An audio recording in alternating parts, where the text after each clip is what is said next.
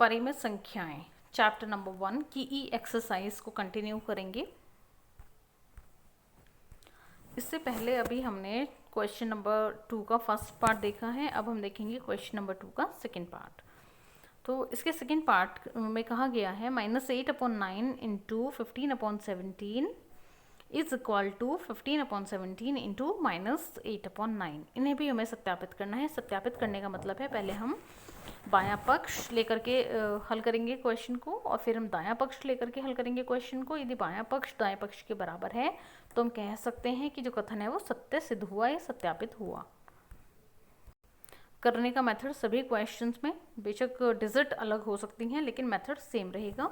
-8/9 into 15/17 और is equal to हमें दिया हुआ है 15/17 इंटू -8/9 और इसको सत्यापित करना है। इसलिए हमने सबसे पहले यहाँ पर लिया left hand side. Left hand side लेंगे -8/9 इंटू 15/17। अब देखें क्या कोई ऐसा नंबर है जो कैंसिल हो सकता है। किसी पहाड़े से अंश और हर दोनों ही कट सकते हों। तो ऐसा पहाड़ा है 3 का। 3 के टेबल में 9 और 15 दोनों आते हैं। तो 3 तिया 9 यहाँ पर और 3 पंजे 15। ठीक है, तो यहाँ पर हमें मिला अंश में -8 गुणा 5 और हर में हमें मिला 3 गुणा 17। अब -8 की जब 5 से गुणा करेंगे तो हमें मिलता है -40 और 3 की 17 से गुणा करेंगे तो हमें मिलेगा 51। तो लेफ्ट हैंड साइड यानी कि बायां पक्ष आया -40/51। अब हम लेंगे इसका दायां पक्ष यानी कि राइट हैंड साइड लेकर के चलेंगे। राइट हैंड साइड में हम फिर से देखेंगे क्या कोई ऐसा नंबर है जिसके पहाड़े में अंश और हर दोनों की में लिखी हुई संख्याएं आती हैं। यदि आती हैं तो वो कैंसिल हो जाएंगी। तो यहाँ पर है 15, यहाँ पर है 9, यहाँ है 8 और 17। तो 8, 17, 15, 9 में से सिर्फ 3 एक ऐसा पहाड़ा है जिसके पहाड़े में 9 और 15 यानी कि हर में लिखा हुआ 9 और अंश में लिखा हुआ 15 दोनों आते हैं।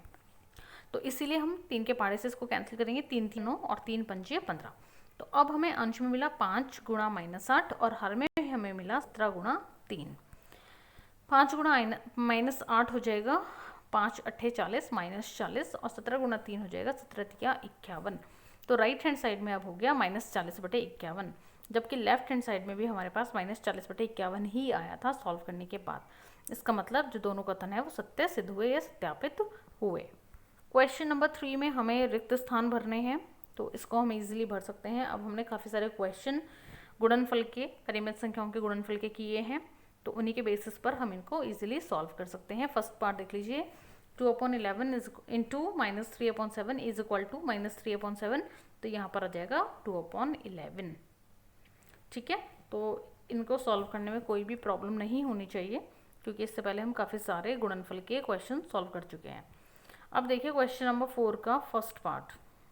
फर्स्ट पार्ट में लिखा है सरल कीजिए। तो जब ऐसे लिखा हुआ होता है कहीं पर भी सरल कीजिए तो हम उसके जो वहाँ पर साइन दिए हुए होते हैं, एडिशन है, सब्ट्रैक्शन है, मल्टीप्लिकेशन, डिवीजन, जो भी हमें साइन दिया हुआ है हमें वो वहाँ पर अप्लाई करना होता है। तो यहाँ पर हमें दिए हुए हैं साइन किसके, मल्टीप्लिकेशन के यानी कि गुणा के हमें यहाँ पर चिन्ह दिए हुए हैं सबके बीच में, आप देख सकते हैं। ठीक है, यानी कि यहाँ पर गुणनफल करना है किसका, 4 संख्याएं हमें दी हुई हैं। ठीक है, तो इन चारों संख्याओं का गुणनफल कैसे करेंगे वो देख लीजिए। गुणा करने का तरीका वही रहेगा सेम। पहले अंश अंश की गुणा कर लेंगे और अपॉन में हर हर की गुणा कर लेंगे। सिंपल है एकदम। तो -3 गुणा -10 गुणा 18 गुणा -1 और हर में है 9 गुणा -5 गुणा -6।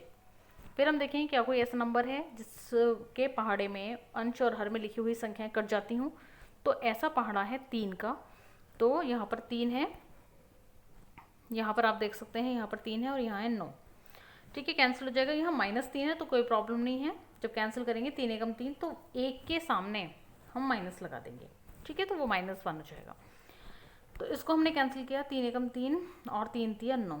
ठीक है, तो ये हो गया -1। और इसके अलावा और भी नंबर है जो कैंसिल हो सकते हैं। 5 के पहाड़े में 10 आता है तो 5 एकम 5, 5 दूनी 10। 6 के पहाड़े में 18 आता है तो 6 एकम 6, 6 तिया 18।